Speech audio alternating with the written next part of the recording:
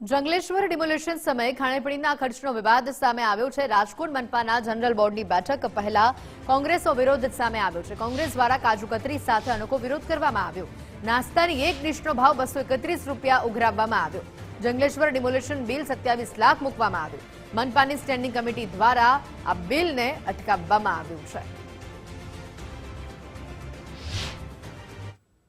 રાજકોટ મહાનગરપાલિકાની આજે પ્રથમ જનરલ બોર્ડ છે। નવા ચૂંટાયેલા પ્રતિનિધિઓની આજ પ્રથમ જનરલ બોર્ડ અને કોંગ્રેસે પ્રથમ દિવસે જ વિરોધ કરી રહ્યા છે। મકબૂલભાઈ છે, તેમની સાથે વાત કરશું। મકબૂલભાઈ, આજે અચાનક જ પ્રથમ બોર્ડ અને અચાનક વિરોધ થઈ રહ્યો છે, શેનો વિરોધ? આ વિરોધ એટલા માટે છે કે ભાઈ આ જે લોકોનું ગરીબ માણસોને મકાન પાડવામાં આવ્યા, ત્યાં ડિમોલેશન કરવામાં આવ્યા, ત્યાં અધિકારી ડિમોલેશન કરવા ગયા હતા ગરીબ માણસોનું કે પછી પિકનિક પાર્ટી મનાવવા ગયા હતા? કમિશનરને આ દરખાસ્ત જ સ્ટેન્ડિંગ કમિટી તરફ ન જવા દેવી જોઈએ।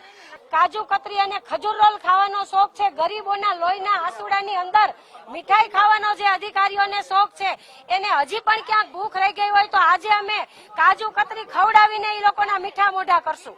ઈ ખોબે આંસુડે માણસો રડતા હતા અને ઈ લોકો આ ત્યાં પ્રસંગ નહોતો કે ઈ લોકો કાજુ કતરી ખાઈને અને મોજ શોખ મનાવતા હતા।